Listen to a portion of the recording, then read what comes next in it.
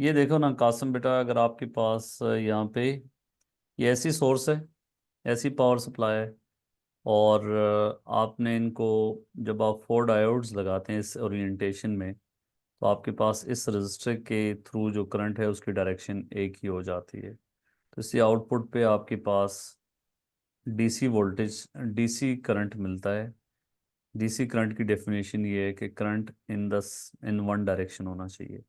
और इसका ऑपरेशन हमने ऑलरेडी देखा था, उसको जल्दी जल्दी मैं दोबारा बता देता हूँ कि अगर ये डायोड D1 है, D2 है, D3 है, ये D3 है एंड ये 4 है।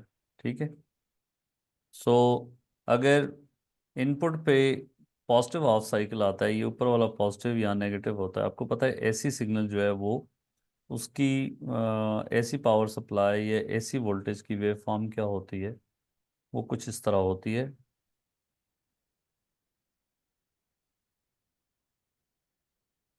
This is on X axis is time और on vertical axis it is voltage.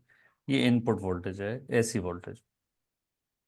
So आप यहाँ तक देखें, ड्यूरिंग दिस टाइम इंटरवल आपका ये ऊपर वाला टर्मिनल जो है यहाँ पॉजिटिव होगा, ये नेगेटिव होगा, और करंट की डायरेक्शन ऐसे होगी। सो ये डायोड D1 फॉरवर्ड बायस होगा, क्योंकि इसके इस तरफ हाई वोल्टेज है और दूसरी तरफ लो वोल्टेज है। D1 फॉरवर्ड बायस होगा, और साथ में डी जो आपके पास 3 है वो फॉरवर्ड बायस है। D3 इसलिए फॉरवर्ड बायस है कि आपके पास ये देखिए इस तरफ लो है। सो जब आपकी इस तरफ लो वोल्टेज होता है तो आपके पास ये रिवर्स पास्ट है, और साथ में ये रिवर्स पास है। तो आपके पास D5, D3, बार बार कंफ्यूज कर रहा है मुझे, D5 नहीं है, this is D3। So D3 and D1 forward bias है, और करंट की डायरेक्शन जो है वो इसको मैं ऐसे शो करूँ तो current will flow in this direction, that is the direction of flow of current. और थ्रू दिस रजिस्टर जो है वो इस डायरेक्शन में फ्लो होगा। ये याद रखना कि ये पॉइंट जो है यहाँ पे कनेक्टेड नहीं है, तो इसलिए ये याद रखने वाली बात है। करंट यहाँ से इधर गया, और आगे जो है ये डायोड फॉरवर्ड बायस है, और वापस करंट आ गया। So during positive half cycle आपके पास करंट की डायरेक्शन ये रही। जब आपके पास ऊपर वाला टर्मिनल जो है वो नेगेटिव हो जाता है दूसरे साइकिल में, उसको मैं डिफरेंट कलर से शो कर देता हूँ ताकि आपको कन्फ्यूजन न रहे। सो जब ये ऊपर वाला टर्मिनल ये माइनस हो जाता है, ये प्लस हो जाता है, मतलब हम इस साइकिल की बात कर रहे हैं, तो उस सूरत में आपके पास अब ये डायोड रिवर्स बायस्ड है, और ये डायोड भी रिवर्स बायस्ड है। सो करंट की डायरेक्शन अब कुछ यूं है, इसको इस डबल एरो से शो कर देते हैं। यहाँ पे ये डायोड आपका फॉरवर्ड बायस्ड है, करंट यहाँ से इधर आया, और आप अगर देखें तो करंट की डायरेक्शन इस रजिस्टर में से वही डायरेक्शन है जो पहले थी। सो इसलिए यहाँ से होता हुआ ये रिवर्स बायस है, तो करंट इधर से ऐसे गया और वापस यहाँ पे आ गया।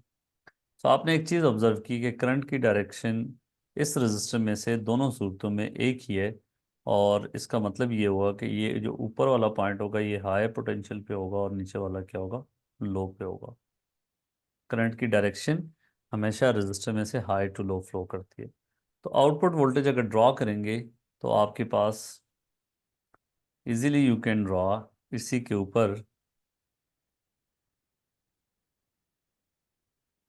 This is time, this is V across register, या V आउटपुट आप कहेंगे इसको। जब ये पॉजिटिव हाफ साइकिल था, इनपुट वोल्टेज इंक्रीज हो रही थी, तो आपको पता है कि रजिस्टर के अक्रॉस जो है वो करंट भी जो है इंक्रीज होगा, और वोल्टेज आउटपुट जो है वो भी इंक्रीज होगी। जब ये डिक्रीज हो रही थी तो आउटपुट वोल्टेज भी डिक्रीज होगी। डायोड्स हमारे आइडियल हैं, किसी डायोड के क्रॉस कोई वोल्टेज ड्रॉप नहीं हो रही। सो जब ये आपके पास नेगेटिव इनपुट आई, तो उस दौरान भी रजिस्टर में से करंट की डायरेक्शन यही रही। तो हम जब इसको ड्रॉ करेंगे तो आपके पास क्या होगा, आउटपुट वोल्टेज कुछ इस तरह होगी। ये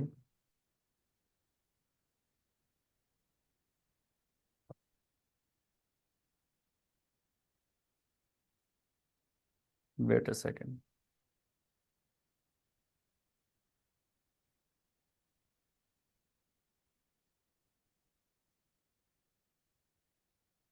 दिस इज आउटपुट वोल्टेज, और इस दौरान भी बेटा आउटपुट वोल्टेज इस तरह। अगेन फिर आपके पास दूसरा, अगेन पॉजिटिव साइकिल आ गया, तो आउटपुट वोल्टेज ये। तो आउटपुट वोल्टेज की ये पीक सारी बराबर हैं बेटा। अगर मेरे किसी उससे मिसअंडरस्टैंडिंग हो रही है तो ये ऐसा नहीं। सो आउटपुट वोल्टेज जो है वो ये है। अगर आप इसमें एक इम्पॉर्टेंट बात देखें, तो आउटपुट वोल्टेज की जो वैल्यू है वो तो वेरी हो रही है अभी, लेकिन डायरेक्शन एक ही है। Value is changing but direction is same. तो this is known as rectified output voltage. और इसमें अभी इसको प्रॉपरली इसकी वैल्यूज बराबर करने के लिए हम क्या करेंगे, कैपेसिटर यूज करेंगे। एक इम्पॉर्टेंट बात है कि अगर इसकी फ्रीक्वेंसी इनपुट की, इसको मैं एफ आई कह दूं, इसकी फ्रीक्वेंसी को एफ ओ कह दूं, या आउटपुट, तो इसकी फ्रीक्वेंसी इनपुट की फ्रीक्वेंसी से कितने ज़्यादा है या सेम है। अगर आप इसकी फ्रीक्वेंसी को इसकी फ्रीक्वेंसी से कंपेयर करें तो आपको कोई फ़र्क नज़र आ रहा है।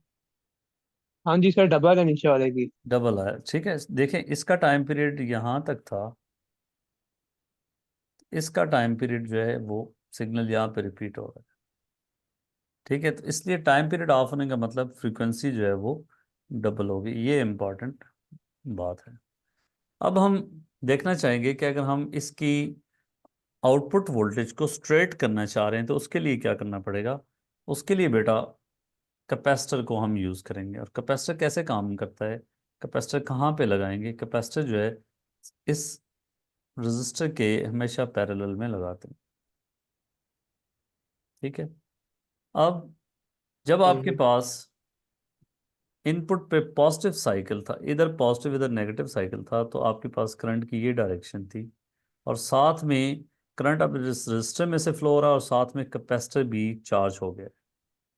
और कैपेसिटर जब चार्ज हुआ है तो इसकी कैपेसिटर के अक्रॉस जो वोल्टेज है टर्मिनल्स, वो किस तरह होगी, इसकी ये साइड पॉजिटिवली चार्ज होगी और ये साइड नेगेटिवली चार्ज होगी, ठीक है। सो कैपेसिटर के रास्ते में कोई रेजिस्टर नहीं आया। कैपेसिटर की चार्जिंग, जैसा कि आपको पता है कि अगर आप ये डीसी सोर्स के साथ कैपेसिटर लगाते थे तो उसकी चार्जिंग टाइम जो है वो इस रेजिस्टर की वैल्यू से कंट्रोल किया जाता था।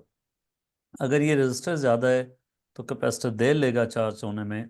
अगर यहाँ पे कोई रेजिस्टर नहीं है तो कैपेसिटर जो है वो फ़ौरन से चार्ज हो जाएगा, अगर आपको ये बात याद हो।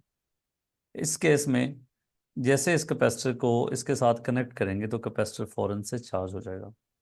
अब कैपेसिटर आपका चार्ज हो गया, और कैपेसिटर के क्रॉस अगर हम वोल्टेज को ड्रॉ करेंगे तो इस दौरान कैपेसिटर जो है आपके पास चार्ज हो गया, ये विद कैपेसिटर्स। अब जैसे यहाँ पे क्या होगा कि अभी आपका पॉजिटिव साइकिल ही है, और जैसे आउटपुट वोल्टेज जो है वो इनपुट वोल्टेज जो है एक वैल्यू से कम होना शुरू हुई। तो पहले क्या था कि आउटपुट वोल्टेज भी आपकी ड्रॉप हो रही थी, ठीक है। लेकिन अब क्या होगा कि जब इनपुट वोल्टेज का लेवल इस कैपेसिटर की वैल्यू से इधर तक ये फुली चार्ज हो गया, और अब जैसे ये काम होना शुरू होगा तो कैपेसिटर जो है वो इस रजिस्टर को एनर्जी सप्लाई करना शुरू कर देगा, और कैपेसिटर जो है वो इस रास्ते के ज़रिए डिस्चार्ज होगा। This is the direction of flow of current. तो इस तरीके से कैपेसिटर के अक्रॉस वोल्टेज अब डिक्रीज होगी, और ये आउटपुट वोल्टेज जिसको हम यहाँ पे ये आउटपुट का नाम दे रहे थे, अब आउटपुट वोल्टेज को एक सर्टेन लेवल से नीचे ड्रॉप होने से कैपेसिटर बचाएगा। सो कैपेसिटर एनर्जी सप्लाई कर रहा है इस रजिस्टर को उस टाइम के लिए जब इनपुट वोल्टेज का लेवल जो है वो इस वैल्यू से गिर गया है। तो in the presence of capacitor आपके पास अब रजिस्टर क्या होगा, इस दौरान कैपेसिटर जो है वो डिस्चार्ज हो रहा है, और ये डिस्चार्जिंग कर्व होती है। अब जैसे कैपेसिटर की वैल्यू यहाँ तक पहुंची तो इनपुट वोल्टेज फिर जो है इससे ऊपर हो गई, फिर आपके पास कैपेसिटर चार्ज होना शुरू हो गया, ठीक है। यहाँ पे कैपेसिटर चार्ज, फिर हम्म, कैपेसिटर जो है वो डिस्चार्ज, फिर कैपेसिटर चार्ज, फिर कैपेसिटर डिस्चार्ज। तो इम्पॉर्टेंट बात जो समझने की है वो ये है कि इस टाइम इंटरवल के लिए, मैं इसको जूम करके आपको दिखा सकूं, इस टाइम इंटरवल के लिए कैपेसिटर जो है आपका यहां से यहां तक कैपेसिटर जो है वो क्या हो रहा है, डिस्चार्ज। डिस्चार्ज। ठीक है। और इस टाइम इंटरवल के लिए कैपेसिटर क्या हो रहा है, चार्ज। चार्ज। तो आपको ये पता होना चाहिए कि कैपेसिटर की प्रेजेंस में आउटपुट वोल्टेज कैसे ड्रॉ करते हैं, और कैपेसिटर की प्रेजेंस में बेटा जो आपको आउटपुट दिखेगी वो फिर ये जो वाइट कलर से मैंने शो किया ये आउटपुट दिखेगी, फिर ये रेड नहीं नजर आएगा। दिस इज, ये कैपेसिटर की प्रेजेंस में आउटपुट वोल्टेज का जो लेवल है, एवरेज वैल्यू है, वो अब आपकी क्या हो गई है, इंक्रीज हो गई है। पहले एवरेज वैल्यू कम थी, मैक्सिमम वैल्यू ये थी, और मिनिमम वैल्यू आपके पास ज़ीरो थी। सो एवरेज वैल्यू जो है उस सूरत में आपके पास कम थी। सो इसलिए यहाँ पे जो है अब एवरेज वैल्यू आपकी इंक्रीज हो गई है। एवरेज वैल्यू कितनी इंक्रीज हुई है और कैसे पता चल रहा है कि इंक्रीज हुई है? अब कैपेसिटर के अक्रॉस जो वोल्टेज है वो आपके पास इस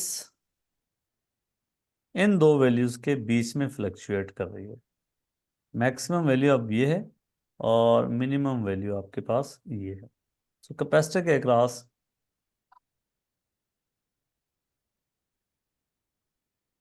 इन दो वैल्यूज, ये मिनिमम और ये मैक्सिमम, और अगर इसको हम कह देते हैं V1 और इसको V2, तो एवरेज वैल्यू क्या होगी, V average will be V1 plus V2 over 2 होगी।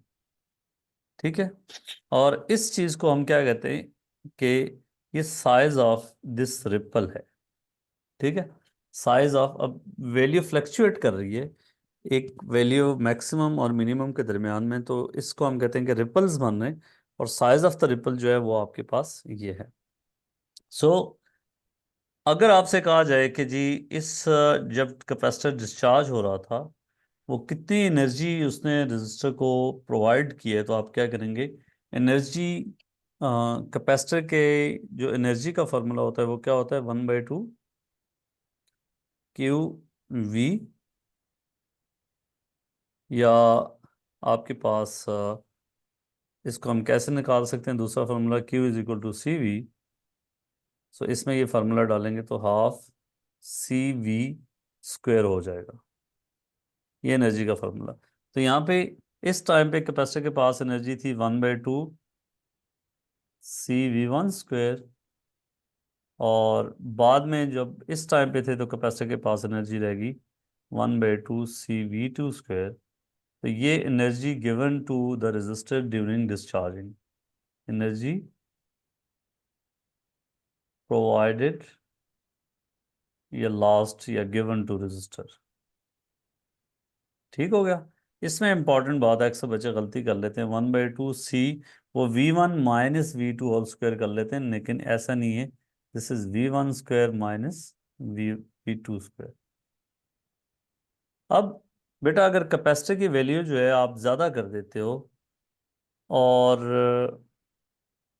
उससे फिर क्या फ़र्क पड़ेगा, दूसरी बात, इस डिस्चार्जिंग के दौरान कैपेसिटर की इक्वेशन क्या होगी, आपको ये बात पता है कि voltage across the capacitor very करती है डिस्चार्जिंग में, V0 e⁻t/RC। ये आपसे पूछा जा सकता है कि ये टाइम आपको गिवन है यहाँ से यहाँ तक, इधर इनिशियल वोल्टेज कैपेसिटर के पास ये थी, बाद में वोल्टेज ये है, तो आपको V0 पता है, V1 और ये V2 पता है, टाइम पता है, आपसे इस इक्वेशन, इस चीज़ को यूज़ करते हुए कैपेसिटर की वैल्यू कैलकुलेट करा सकता है या रजिस्टर की वैल्यू कैलकुलेट करा सकता है। दूसरी बात बेटा, अगर कैपेसिटर के क्रॉस वोल्टेज आप कैपेसिटर की वैल्यू ज़्यादा कर देते हो या आर की वैल्यू इंक्रीज कर देते हो, तो इस ग्राफ पे क्या फ़र्क पड़ेगा?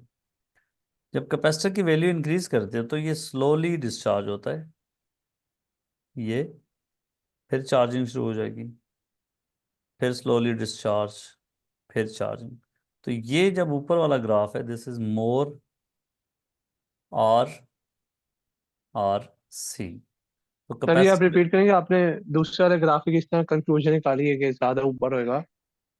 कैपेसिटर स्लोली डिस्चार्ज होता है जब सी की वैल्यू इंक्रीज कर दो या आर की हम्म। वैल्यू इंक्रीज कर दो, तो क्या होता है कि ये जो डिके है, डिके रेट ई पावर -1/RC इंटू टी, तो ये जो फैक्टर है ये बताता है कि डिके रेट किस अंदाज से हो रहा है।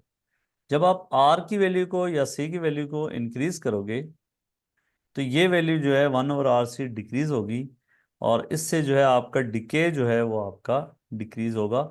तो कैपेसिटर जो है वो स्लोली डिस्चार्ज होगा। चार्जिंग के रास्ते में याद रखना, रेजिस्टर तो आ नहीं रहा, चार्ज के पॉथ में डायरेक्ट कैपेसिटर, देखे ना ये करंट ऐसे आया, ऐसे आया, तो कैपेसिटर साथ में ही चार्ज हो गया।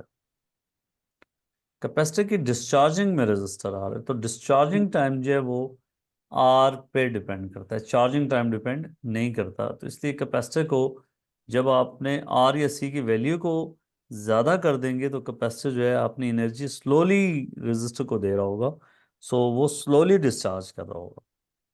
ठीक है।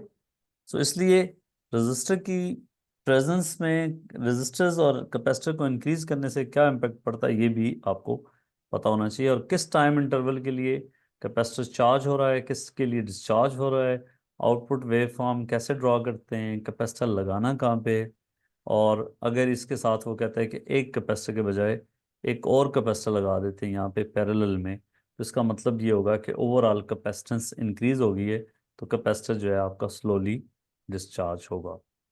अगर आप, वो कहता है कि सीरीज में एक कैपेसिटर और लगा दिया जाता है, तो क्या होगा, ओवरऑल कैपेसिटेंस सीरीज में आपको पता है कि डिक्रीज होती है, पैरेलल में ऐड होती है, तो इसलिए कैपेसिटेंस जब डिक्रीज होगी तो वो क्या होगा, जल्दी से डिस्चार्ज हो जाएगा।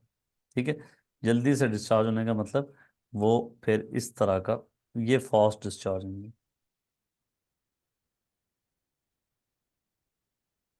दिस इज मोर लेस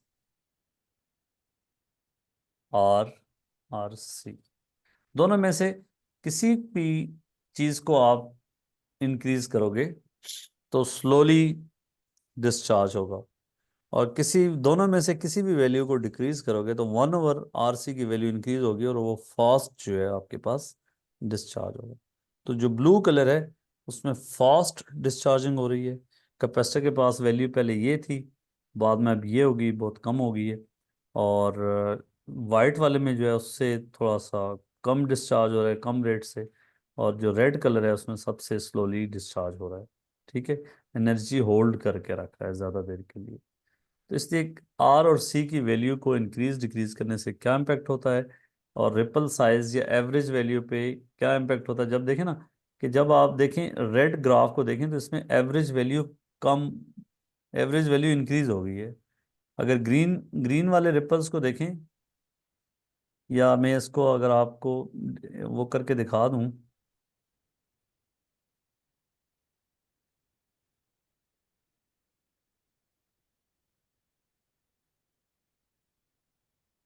तो बेटा ये जो रेड कलर है ना, इसमें रिपल्स का साइज अब काफ़ी कम हो गया है।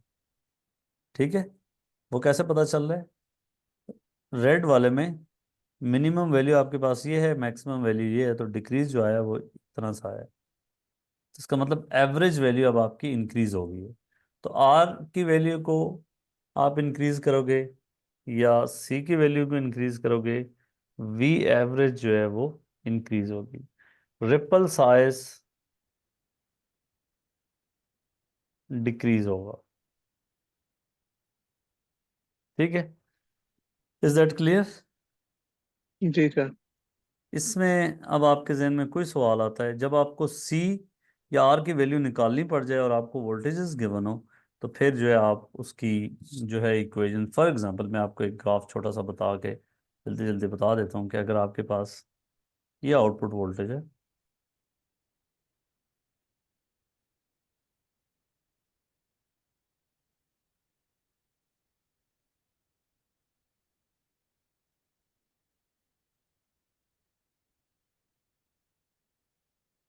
वो कहता है जी ये कैपेसिटर के रजिस्टर के अक्रॉस आउटपुट वोल्टेज है का ग्राफ है in the presence of capacitance, और आपसे कहा जाए कि ये वैल्यू फॉर एग्जांपल 10 वोल्ट थी, वोल्टेज इन वोल्ट, और ये वैल्यू है 8 volt. This time is in second. आपके पास ये 4 सेकंड, ये फॉर एग्जांपल 6 सेकंड्स, ये आगे जो है वो फर्दर आपके पास 8 सेकंड एंड सो ऑन। और आपसे कहा जाए कि टाइम इंटरवल मार्क करके बताएं जब कैपेसिटर डिस्चार्ज हो रहा था। जब कैपेसिटर डिस्चार्ज हो रहा था तो आप इस टाइम इंटरवल को मार्क कर देंगे, डिस्चार्ज। इस दौरान कैपेसिटर क्या हो रहा है? चार्ज हो रहा था। वोल्टेज इंक्रीज हो रही है ना कैपेसिटर के बाद। जब वोल्टेज कैपेसिटर के हाँ जी अक्रॉस सर। डिक्रीज होगी तो वहाँ पे डिस्चार्जिंग होगी, और जहाँ पे चार्जिंग है यहाँ पे डिस्चार्जिंग है। और आपसे यहाँ पूछा जा सकता है कि एवरेज रिपल साइज बताएं तो क्या होगा? What is ripple size? 9। नहीं, ripple size is 2 volt. Ripple size वो अच्छा अच्छा, हाँ जी। 2 volt. V average, is 9। Yes, over 2, it's 9 volt. और आपसे कहा जाए कि रेजिस्टर की वैल्यू आपको गिवन है, फॉर एग्जांपल 5 किलो ओम में, find the value of capacitor. अब कैपेसिटर, इसी ग्राफ को देखते हुए हमने बताना है कि कैपेसिटर की वैल्यू क्या थी। तो how can you find it?